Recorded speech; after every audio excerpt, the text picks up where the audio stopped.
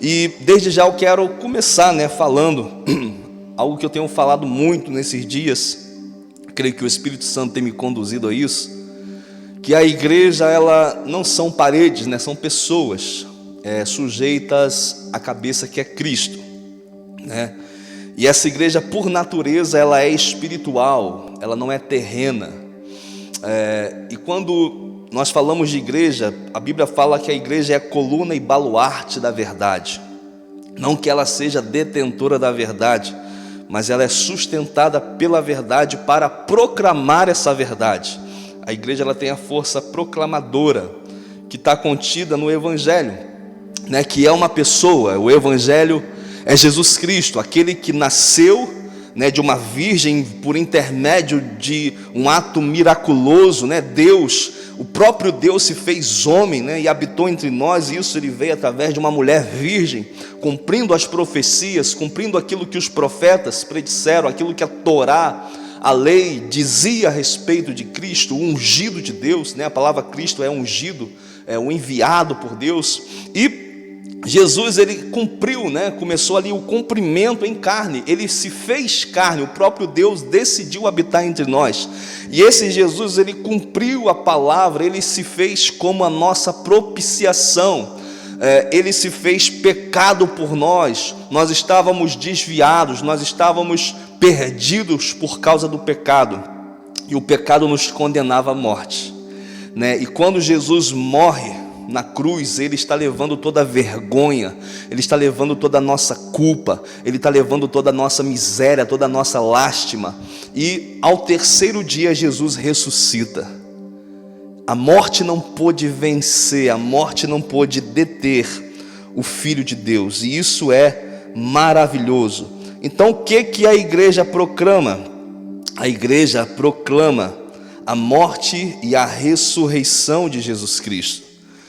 Aquele que morreu e ressuscitou, venceu o pecado na carne e nos deu a condição também de ter uma nova natureza, um novo nascimento, Ele nos fez nascer de novo mediante o seu Espírito Santo, porque quando Jesus morre, ele, após mais ou menos 40 dias, ele é assunto aos céus, ele sobe aos céus com o corpo glorificado.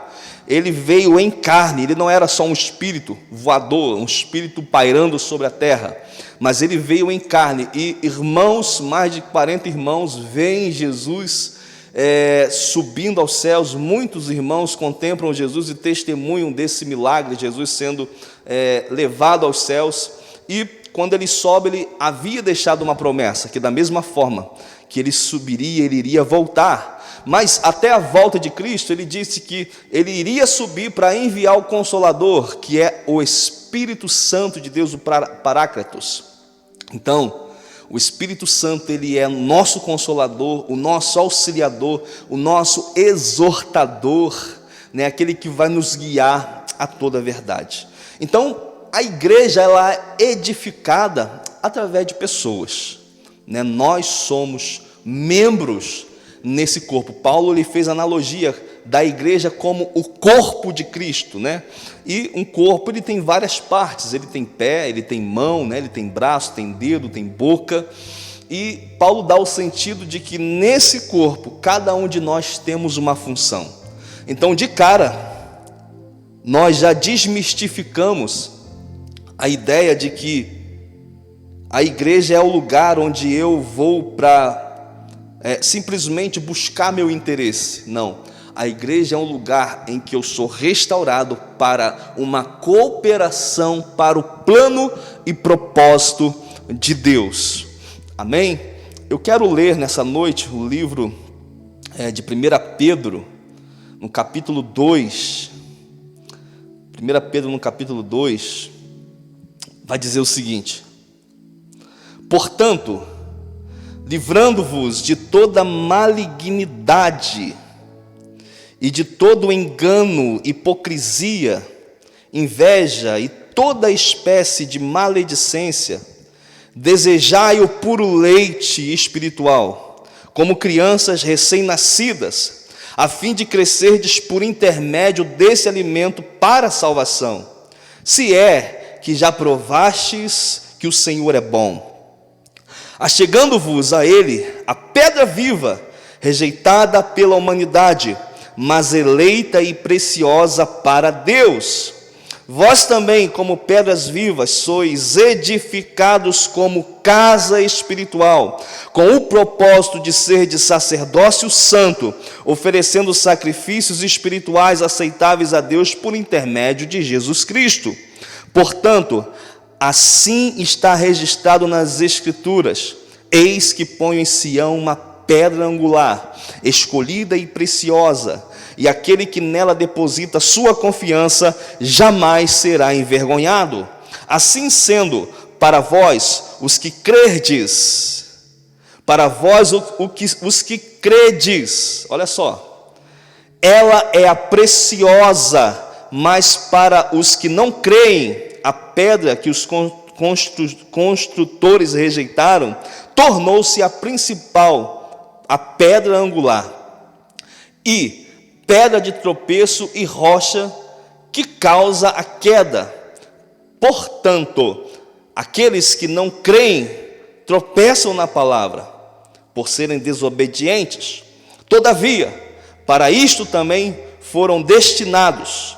Porém, vós sois geração eleita, sacerdócio real, nação santa, povo de propriedade exclusiva de Deus, cujo propósito é proclamar as grandezas daquele que vos convocou das trevas para a sua maravilhosa luz. Vós, sim, que antes não erais sequer povo, mas agora sois povo de Deus. Não tinhas recebido a misericórdia, contudo, agora recebestes. Amados, exorto-vos como a peregrinos e estrangeiros, a vos absterdes das paixões da carne que batalham contra a alma.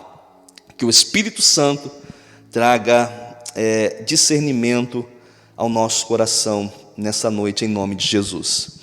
Então Pedro, ele foi um dos apóstolos, muito usado por Deus, foi o cara que teve a revelação, o cara que primeiro teve a revelação de Jesus Cristo como Filho de Deus. E essa é uma das afirmações que aqueles que fazem parte do corpo de Cristo, que é a igreja, fazem, afirmam que Jesus é o Filho de Deus. Então Pedro, ele recebe essa revelação, ele carrega essa revelação, e por meio dessa revelação, por meio de Jesus Cristo, a igreja ela é edificada, ela começa a cumprir o seu propósito após a sua morte, e ressurreição, a ressurreição de Cristo. E quando Pedro ele começa a falar para a igreja, porque essa carta é uma carta à igreja, a Bíblia ela precisa interpretar a Bíblia, e nós vemos que ela tem sentido para todas as coisas, e quando nós vamos ler, é necessário a gente fazer uma análise bem objetiva para entendermos o texto, o contexto daquilo que está sendo ministrado. E Pedro está falando para a igreja, ou seja, para uma classe de pessoas que reconheciam Jesus como seu suficiente Salvador e Senhor. Então eles estavam debaixo da palavra de Jesus, eles estavam debaixo da doutrina dos apóstolos, que ministravam Jesus Cristo como o único caminho que vai nos levar ao Pai, que ministravam a ressurreição, Jesus Cristo, aquele que ressurgiu dos mortos. Então eles estavam obedecendo a essa verdade, por isso que eram considerados como parte da igreja.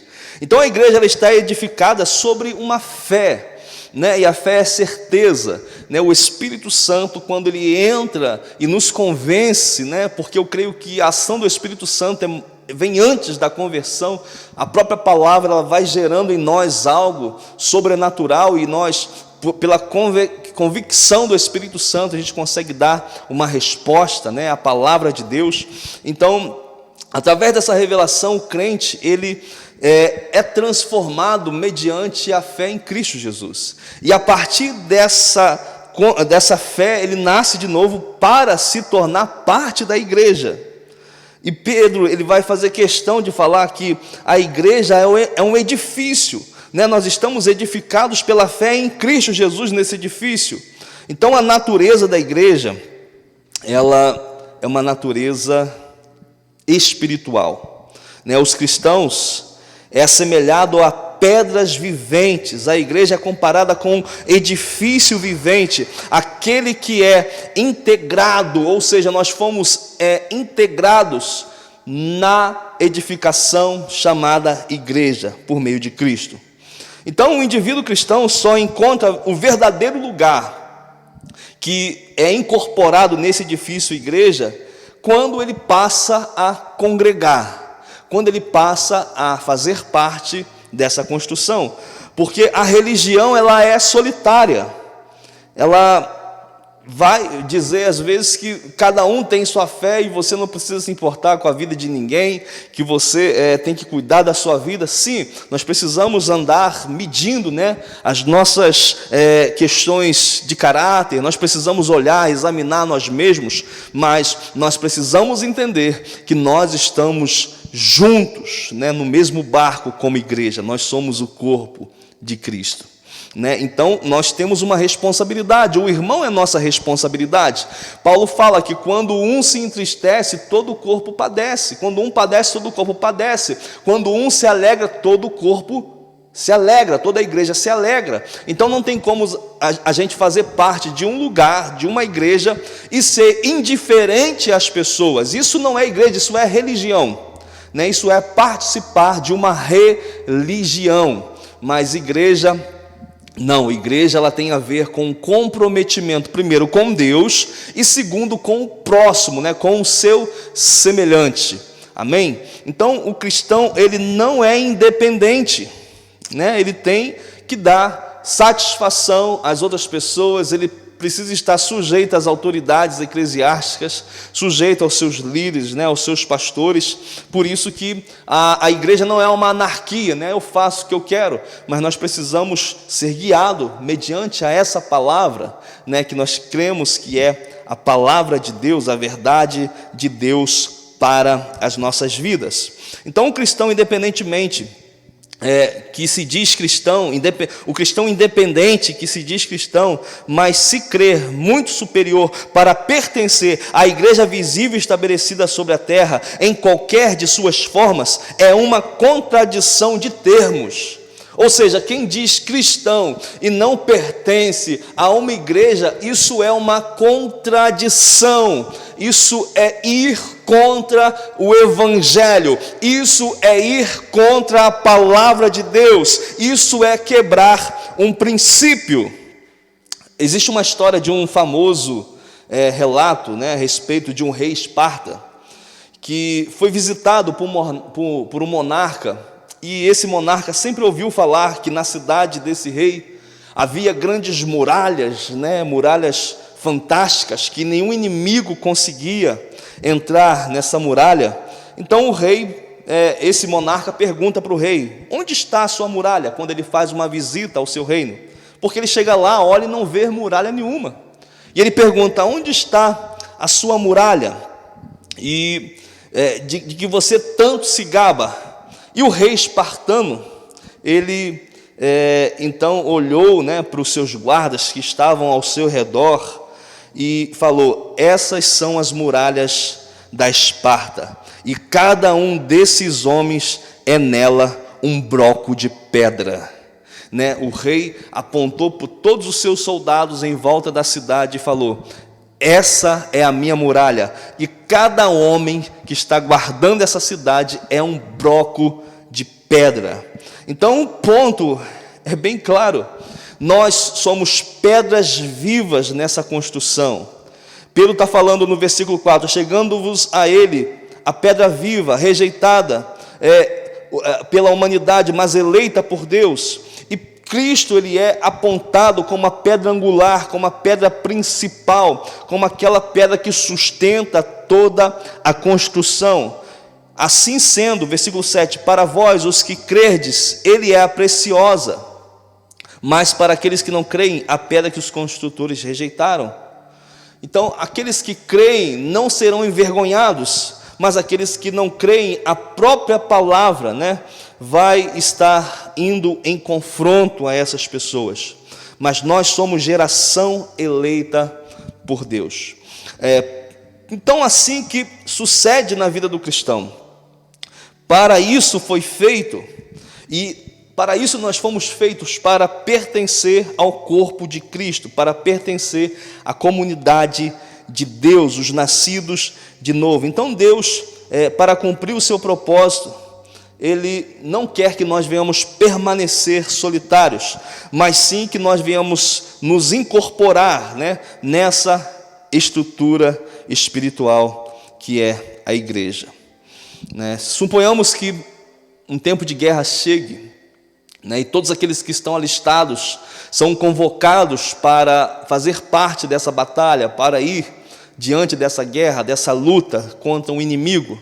Mas imagina que uma pessoa sozinha, decida aí e fale: olha, eu não preciso que ninguém vá comigo, eu vou sozinho nessas batalhas, eu me alistei, eu sou capaz de tocar, essa vitória por mim mesmo. Imagina só se essa pessoa vai ter sucesso sozinha no meio de uma batalha. É impossível, ela vai perder a batalha. Então aqueles que estão indo para o mesmo lugar, no caminho se encontram, Então, se alguém quer defender uma causa, ele precisa se associar com pessoas que estão participando dessa causa, que tenha essa ideia, que tem a cooperação da palavra, para que essa estrutura se torne real. Amém? Então é necessário congregar. Assim também ocorre. O cristianismo, ele não é individualista. O cristianismo autêntico é uma comunidade que se expressa dentro da irmandade igreja. E aqui Pedro vai falar que nós, como pedras vivas, como pedra nessa construção, nós temos algumas funções, nós temos algumas características, e nós às vezes nós lidamos bem, com o resultado, nós lidamos bem com aquilo que a palavra fala que vai acontecer em nós, quando nós vamos ter um encontro com Deus, um encontro com Jesus, algo vai nos acontecer. Eu vou ao culto para buscar uma bênção, nós temos uma fácil relação de ver Deus, e ao ver Deus, querer receber algo dele.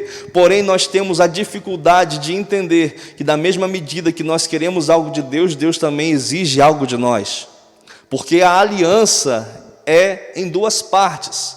Não existe aliança de uma pessoa só. Imagina você casar com uma pessoa e você apenas declarar a sua fidelidade a ela, e ela no altar não declarar a fidelidade a você. Como é que você vai viver casado com essa pessoa? Da mesma maneira é Deus, Nós não podemos apenas querer os benefícios que Deus pode nos dar, que como um pai Ele nos cuida, que como pai Ele nos ama, que como pai Ele tem o melhor para nós. Porém, isso é muito pouco, isso é muito pequeno, isso é algo muito infantil. Mas quando nós entendemos a real identidade que Deus quer gerar em nós, nós entramos em algo muito maior e passamos a viver de uma forma muito superior a uma mentalidade de pedinte. Nós conseguimos adentrar as regiões celestiais e entender o porquê que estamos aqui, o para que estamos aqui e para onde nós estamos indo. E Pedro lhe trata dessas questões. E Pedro começa falando no versículo 9: porém vós sois geração eleitas, sacerdócio real. Então a Bíblia vai tratar o cristão, aquele que está em Cristo, como os cristãos, eles são um sacerdócio santo de Deus. Então, eles são sacerdócio, eles receberam uma incumbência de Deus para esse tempo. Os sacerdotes, eles eram figuras importantes e que, na época, eles recebiam a incumbência de ministrar diante de Deus a favor do povo, tinha o tempo de escalas, né, turnos, onde eles apresentavam a Deus. Ele tinha uma família específica, somente ele poderia entrar no Santo dos Santos, que era a identificação do lugar máximo da presença de Deus. Então ele tinha vários aspectos, né, que outras pessoas normais não poderiam ter. Mas Cristo, né, rasgou o véu. Hoje nós podemos entrar no Santo dos Santos, no lugar mais profundo de intimidade com Deus. E essa hierarquia sacerdotal nós recebemos mediante, né, a herança que Cristo deixou para nós, né, em Deus. Então nós somos sacerdotes. E duas coisas que nós precisamos distinguir, né, sobre essa palavra sacerdote: que sacerdote é alguém que tem ele mesmo acesso a Deus e cuja tarefa é levar outros a Deus. Então, se você é cristão, você tem um sacerdócio a zelar, e você tem agora o privilégio, né, de se aproximar de Deus, mas também a responsabilidade, porque, como eu falei, o sacerdócio, o servir a Deus, não é só benefícios, você tem uma responsabilidade. Nós temos uma responsabilidade diante de Deus. Então o sacerdócio, ele tem, né, ele mesmo tem acesso a Deus, e também ele tem a incumbência de ministrar, né, de levar outras pessoas a Deus, ou levar Deus a outras pessoas. Então, no mundo antigo, esse acesso era um privilégio de poucos. Os sacerdotes, eles eram profissionais, em particular o sumo sacerdote. Somente ele poderia entrar no lugar santíssimo, mas através de Jesus hoje nós podemos entrar. Além disso, a palavra latina para sacerdote significa pontifex, o termo que literalmente significa construtor de pontes. Então a palavra sacerdote, ela no latim ela tem a palavra pontifex, que literalmente significa construtor de pontes. Então o cristão, ele é um acesso no sentido de indicar a salvação, de apontar a salvação. Como? Ministrando a palavra de reconciliação, que Deus estava em Cristo Jesus reconciliando o mundo consigo mesmo. Eu sempre falo que quando um casal briga, né, naturalmente ele precisa de reconciliadores. Um pai, uma mãe, um amigo, né, que vai lá e fala: não faz assim, dê uma chance, reveja seus conceitos, corrija o curso, né, tenha paciência, né, e a pessoa vai, se abre, e ali, por intermédio de um introdutor, né, um intercessor, na verdade, essa pessoa vai e reconcilia o seu casamento. Alguém pede o conselho a um pastor e essa pessoa é restaurada no seu casamento. Então isso é o ministério da reconciliação, né? Nós, como ministros, sacerdotes, temos o compromisso de levar a mensagem de reconciliação, que em Cristo Jesus todos os homens podem se achegar ao Pai. Então, para que serve a igreja? A igreja é uma porta, é uma instituição espiritual orgânica para que as pessoas olhem e vejam a salvação, porque Cristo está sobre o comando dessa igreja. Sem Cristo a igreja afunda. Sem o Espírito Santo, sem Cristo, que é a cabeça, só resta um corpo morto, apodrecido, preso nas suas programações, preso nas suas estruturas e metodologias. Por isso que nós precisamos da restauração do Evangelho. Esses dias eu evangelizava uma pessoa e eu falava para ela: olha, preguei um pouco a palavra e falei depois ela a respeito da igreja, né? E convidei ela para participar em um dos nossos cultos, porque a igreja se reúne em templos, a igreja se reúne em casa, a igreja se reúne em vários lugares na face da terra, e nós temos reuniões aqui no templo. Expliquei ele os dias, os horários, e a pessoa olhou para mim e falou: não, mas eu não preciso, eu parei de beber já, o meu filho que está precisando. Ou seja, por causa da teologia da prosperidade, por causa de uma mensagem emocional, dá-se o sentido, ou melhor, dá-se a ideia de que apenas uma classe de pessoas precisa de Deus, que uma classe de pessoas apenas precisa de Jesus. Dá-se a entender que é só o pobre, o miserável, aquele que está sofrendo, aquele que está em depressão, aquele que está com um probleminha no casamento. Não, você precisa de Deus, Deus vai mudar a sua história, Deus vai fazer tudo por você. Eu não duvido dessa mensagem, eu creio que Deus faz, Ele opera em nosso favor, porém é uma mensagem limitada, emotiva. A igreja, ela é proclamadora das verdades, e ela tem um dono, ela tem um Senhor que pede obediência, que pede sujeição. E então, amigo, a igreja, ela está aberta para apontar Cristo. E quem precisa de Cristo? O pobre, o rico, o preto, o branco, aquele que está bem, aquele que está mal, aquele que está em Alphaville, aquele que está na favela, aquele que está nos melhores lugares nesse momento, melhores hotéis, aquele que está na periferia. Todos precisam reconhecer Cristo como seu único e suficiente Salvador, senão ele vai ser condenado. Então, existe uma necessidade de entendermos o papel, quem nós somos no meio dessa construção. Aleluia, glória a Deus. Então o sacerdote, tudo que ele faz, ele glorifica a Deus. O cristão, ele faz a sua obra, uma oferta a Deus. Tudo que ele faz, ele oferece a Deus.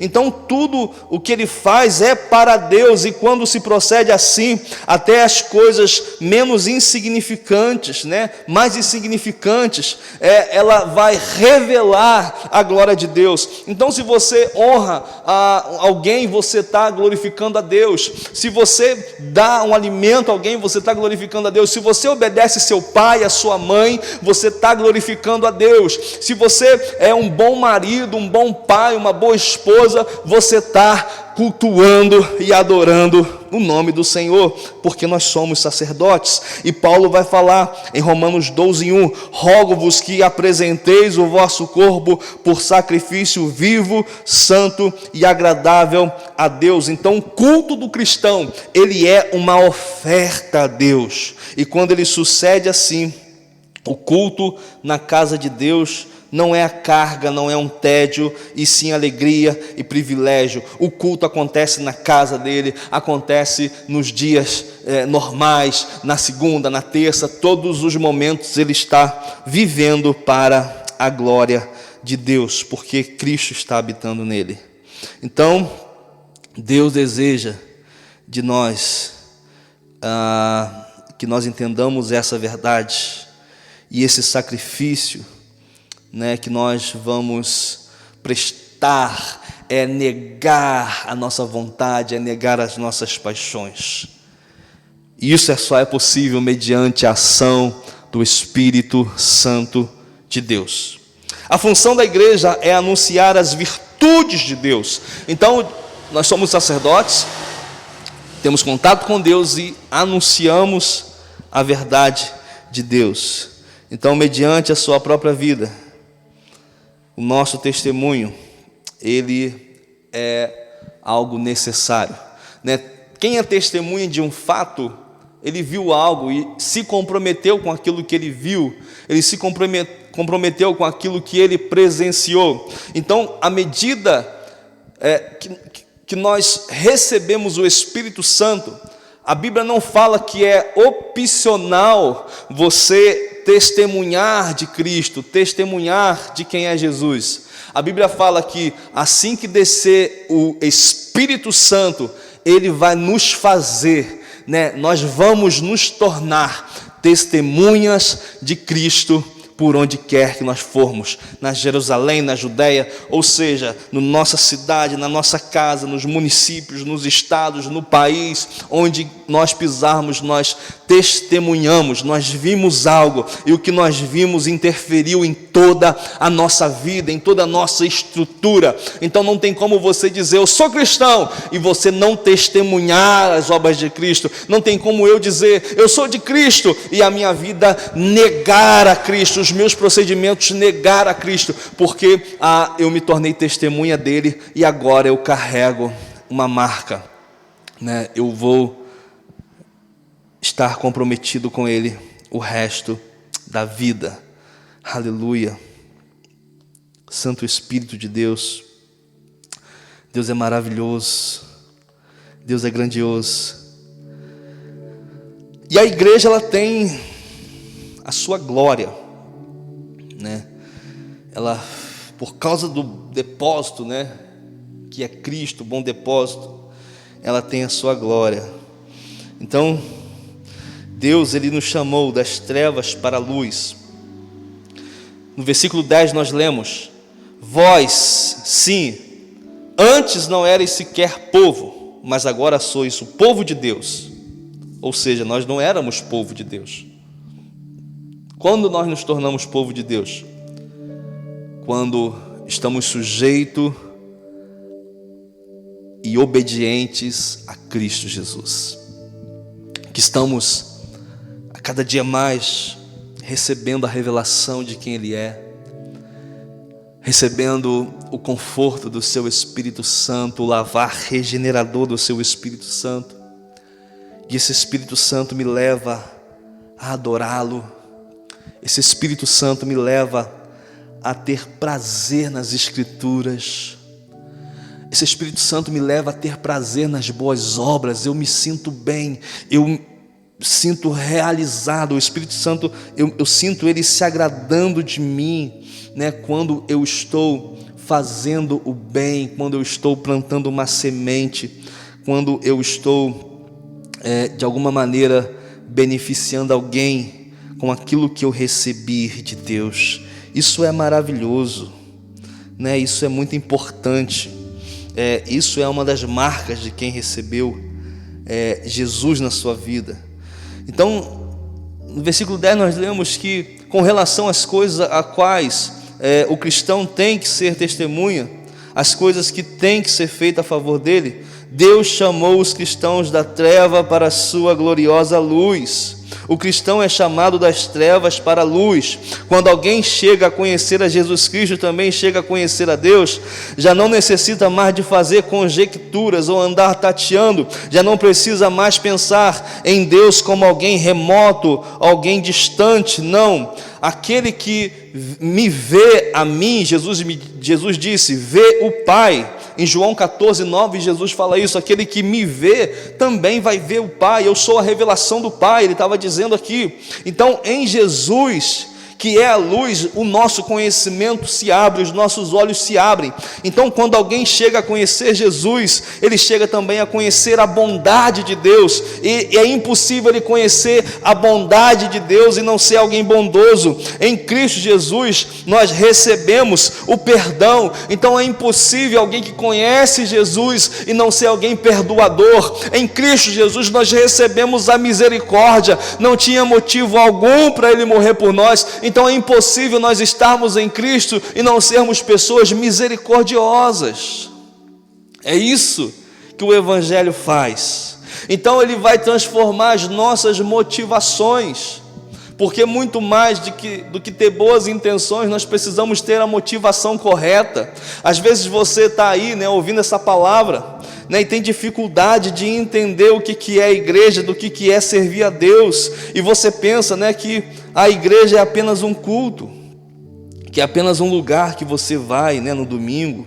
Mas não, a igreja é muito mais do que isso. A igreja, ela é um organismo vivo, né? Ela está firmada em Jesus Cristo. Eu vou só voltar aqui no Facebook, que caiu a internet aqui, aí já está encerrado lá, mas eu vou estar voltando aqui para continuar a transmissão pelo Facebook também, tá bom? Então, queridos, isso é muito importante nós sabermos. Isso é muito importante nós conhecermos, porque nós podemos ter intenções boas, mas a motivação errada. Quantas pessoas presas na religiosidade, né, através dos seus atos, elas não glorificam a Deus. Você pode ser uma pessoa muito piedosa, porém isso pode ser usado, esse zelo pode ser usado contra as pessoas, porque era assim que os fariseus andavam, né? Alguns deles, eles eram zelosos ao extremo, eles tinham a intenção boa, que era guardar a Torá, guardar a palavra, só que através de um zelo extremo, eles exigiam o povo aquilo que eles não conseguiam viver. Então eles viviam uma hipocrisia, né? Eles exigiam dos outros o que eles nem mesmo eles conseguiam mover. Então a hipocrisia, ela é parte, né, de uma religião moralista. Então as intenções precisam estar adequadas com as nossas motivações. A intenção dos fariseus era boa, era cumprir a lei, cumprir a Torá, porém eles faziam isso para se promoverem, para se acharem espirituais, para serem superiores aos outros. Então Cristo, ele faz o caminho simples, ele faz o evangelho se tornar algo simples. Então quando alguém chega a conhecer a Cristo, ele conhece o poder. Então de nada serviria a gente conhecer a Deus e nós não termos força para servi-lo. Eu costumo pensar o seguinte, que Deus nunca vai pedir nada para nós que Ele não venha nos dar a capacitação para nós conseguirmos cumprir. Ou seja, tudo vem dEle, tudo é para Ele. Então Deus não vai exigir nada de nós que através dEle mesmo, que Ele não seja a força motriz, que Ele não seja a providência para aquilo que Ele está nos pedindo. Então isso é muito sério. Os que não eram povo, Pedro fala, ele estava citando Oséias 1:6, Oséias 9:10, Oséias 2:1. Então esse povo que somos nós, fomos incluídos em um propósito grande, um propósito eterno. E o cristão também ele é resgatado de uma condição de imisericórdia para uma condição de misericórdia, né? Isso já falei.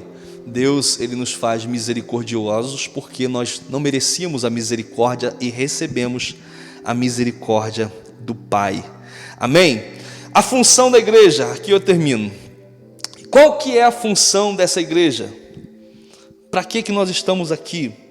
Voltando no versículo 9, pois vós sois geração eleita, sacerdócio real, nação santa, povo de propriedade exclusiva de Deus, cujo propósito é proclamar as grandezas daquele que vos convocou das trevas para a sua maravilhosa luz.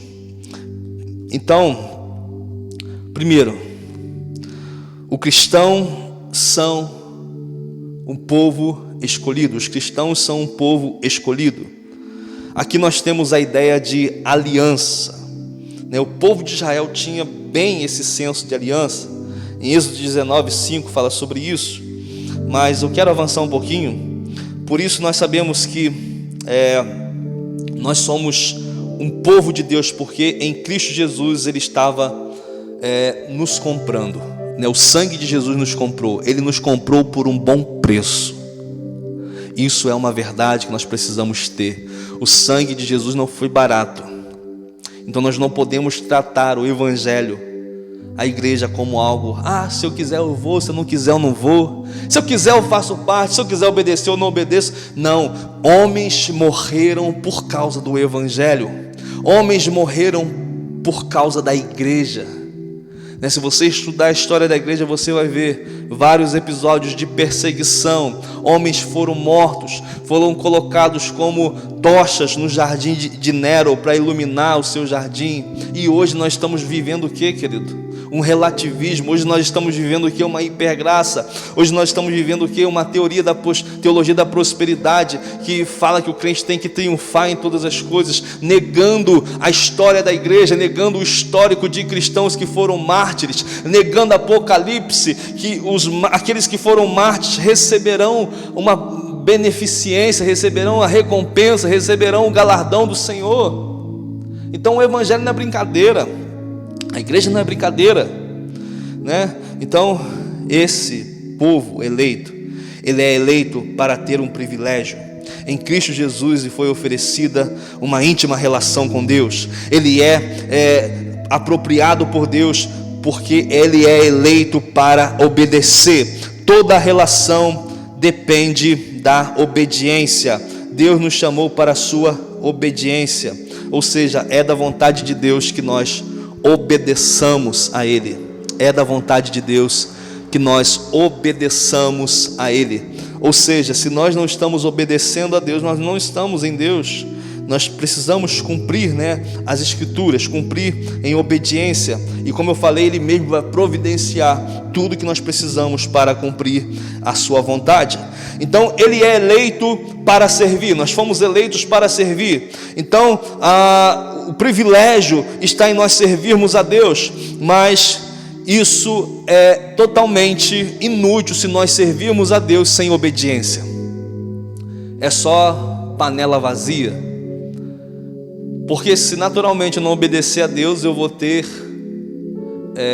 apoio da minha espiritualidade em mim mesmo. Eu vou estar apoiando a minha fé em mim mesmo. E quando eu apoio em mim mesmo, eu me movo pelas obras, ou seja, pelo aquilo que eu faço, eu sou promovido. Mas o Evangelho não fala disso. O Evangelho fala que em Cristo Jesus nós fomos promovidos por Ele.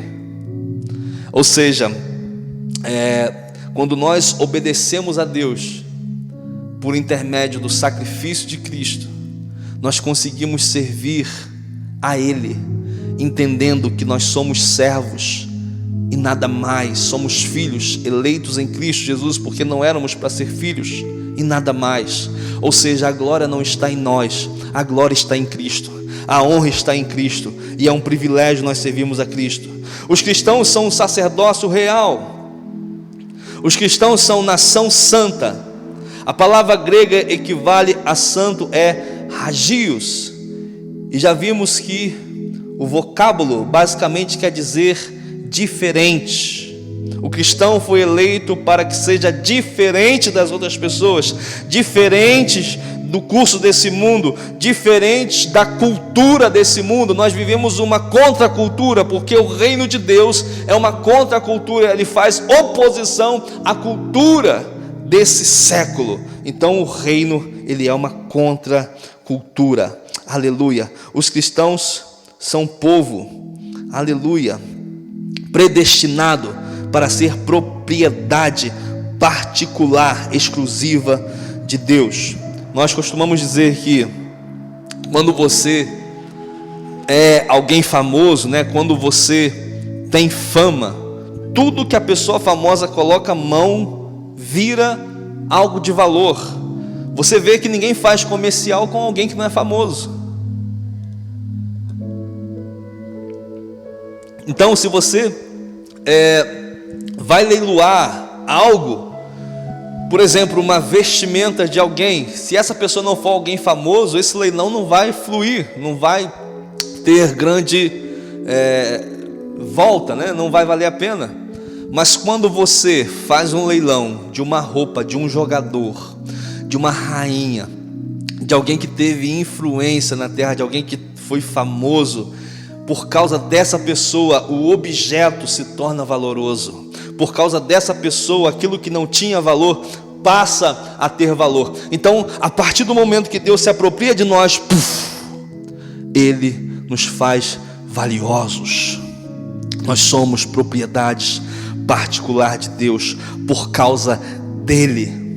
E outra coisa, no versículo 11, aqui eu encerro: amados, exorto-vos como a peregrinos e estrangeiros que vos absterdes das paixões da carne, que batalham contra a alma. Então, nós fomos chamados por Cristo, nós fomos chamados por Deus para fazer parte dessa igreja. Mas fazer parte dessa igreja vai exigir de nós algo que Jesus sempre pregou para aqueles que querem ser discípulos: negue-se a si mesmo. Aquele que quiser vir após mim, negue-se a si mesmo. Ou seja, caminhar com Cristo é ter uma vida de renúncia, é ter uma vida de abstinência do pecado, é você fugir da aparência do mal, é você presenciar a glória de Deus e você vai ficar estragado para as coisas do mundo.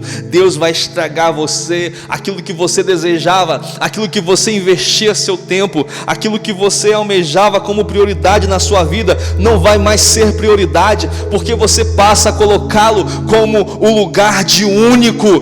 Deus é o único na sua vida. Já não há concorrências mais ao redor do trono, já não existe mais competições ao redor do trono. Você tem um Senhor, você tem um Pai, você tem alguém que te ama, você tem alguém que morreu por você, e você vai se esforçar ao máximo para conseguir agradá-lo e permitir que esse Espírito transforme a sua vida, e permitir que esse Evangelho te leve a cada dia mais numa dimensão de descanso.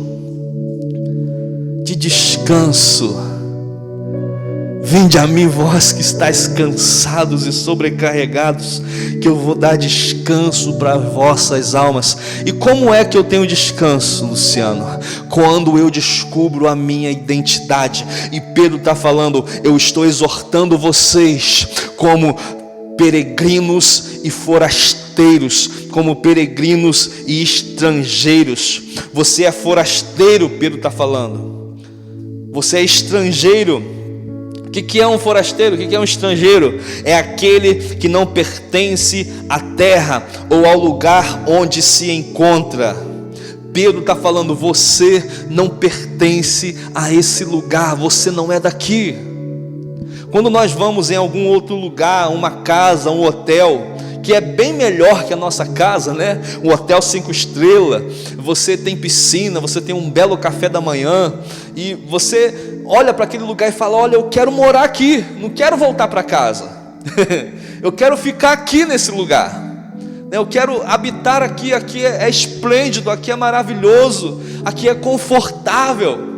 Então naturalmente a pessoa olha para a sua casa e fala: poxa, minha casa é um casebre, né? Algumas e não querem voltar para a sua casa, mas tem que encarar a realidade. Mas nós, como cristãos, não somos assim. Por quê? Porque nós viemos de Deus, ou seja, nós viemos de um lugar pleno, e hoje nós estamos num casebre, ou seja, nós fizemos o papel inverso. Nós estamos num hotel e viemos para um casebre. Mas para onde nós vamos voltar é que importa. Para onde nós vamos voltar é muito superior ao lugar que nós estamos. Mas nós vivemos tratando esse lugar como superior àquilo que Deus tem para nós. Nós vivemos valorizando coisas, nós vivemos priorizando pessoas, nós vivemos colocando até a religião na frente de Deus, na frente do Pai, na frente de Cristo, e nós vamos fugindo do Evangelho. Querido, a nossa força está no Senhor. Por isso que Ele fala: vocês são estrangeiros, ou seja, você não é desse lugar, você está aqui e você é peregrino. Você tem uma jornada aqui nesse momento, mas essa jornada vai acabar e vai se iniciar uma eterna. Essa jornada vai acabar porque você é peregrino, você está numa jornada, mas quando essa jornada acabar, você tem uma eternidade pela frente. Então a igreja, ela é o corpo de Cristo que proclama o reino eterno. A igreja é eterna, a igreja é de Jesus, a igreja, nada vai poder abalar a igreja. A igreja, ela tem um fundamento que é Cristo, e Jesus, Ele vai voltar para levar a sua igreja com Ele. Então, querido, Deus, Ele colocou a igreja na terra para ser bênção.